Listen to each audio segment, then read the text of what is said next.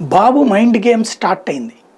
ప్రస్తుతం ఆంధ్రప్రదేశ్లో ప్రజలందరూ తీవ్ర వ్యతిరేకతతో ఉన్నారు. తాజాగా 4 నెలల తర్వాత పెట్టిన ప్రెస్ కాన్ఫరెన్స్‌లో ప్రజలందరూ కూడా తీవ్ర వ్యతిరేకతతో ఉన్నారు. ఈ ప్రభుత్వాన్ని అర్జెంట్‌గా గద్దె దించేయాలనుకున్నారు. నా జీవితంలో ఇంత ప్రభుత్వ వ్యతిరేకత ఎవరికీ చూడలేదు అన్నటువంటిది ఆయన చేసినటువంటి ప్రసంగం. సాధారణంగా చూసేవాళ్ళు నిజమే కాబోలు అనిపిస్తుంది. అట్లాగే నిరుద్యోగిత 24% చేరుకుంది. ఇంతకంటే దుర్మార్గం ఏం లేదు అన్నటువంటిది.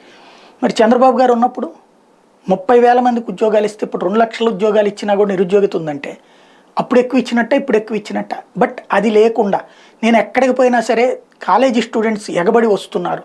మొన్న తెనాలి వెళ్ళినప్పుడు ఎన్ఆర్ఐ కాలేజీ ఆలపాటి రాజా వాళ్ళది కాబట్టి వాళ్ళ నుంచో పెడితే జనాలందరూ ఎగబడి వస్తున్నారు. లేకపోతే దారిలో కాలేజీ స్టూడెంట్స్ వస్తున్నారు. జగన్ వెళ్ళినా వస్తారు, పవన్ వెళ్ళినా వస్తారు.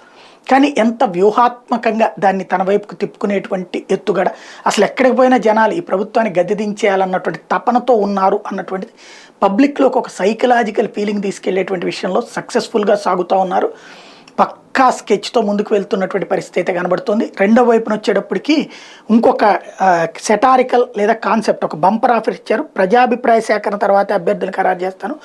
కుప్పంలో కూడా ప్రజాభిప్రాయం తర్వాత నిర్ణయం తీసుకుంటారు. వైసీపీ నుండి ఎవరైనా వస్తానంటే పరిశీలిస్తాం. ఇది ఆయన తాజా సంచలన వ్యాఖ్యలు. అంటే ఇప్పుడు కొంతమంది సిట్టింగులకి ఆయన కూడా ఇవ్వట్లేదు. అంటే సిట్టింగులు అంటే 23 మంది అనినే కాదు, వివిధ చోట్ల అంతకుముందు పోటీ చేసి 2014లో గెలిచినటువంటి వాళ్ళకు కూడా ఇప్పుడు ఇవ్వట్లేదు అన్నట్టు. ఇప్పుడు పత్రికలు ఏం రాస్తాయో చూడాలి. ఈనాడు, ఆంధ్రజ్యోతి చంద్రబాబు నాయుడు కాఠిన్యం, లేకపోతే చంద్రబాబు నాయుడు ఏది ధైర్యము, తెగింపు, లేకపోతే బాబు వ్యూహం, పక్కా వ్యూహం అని రాస్తారు.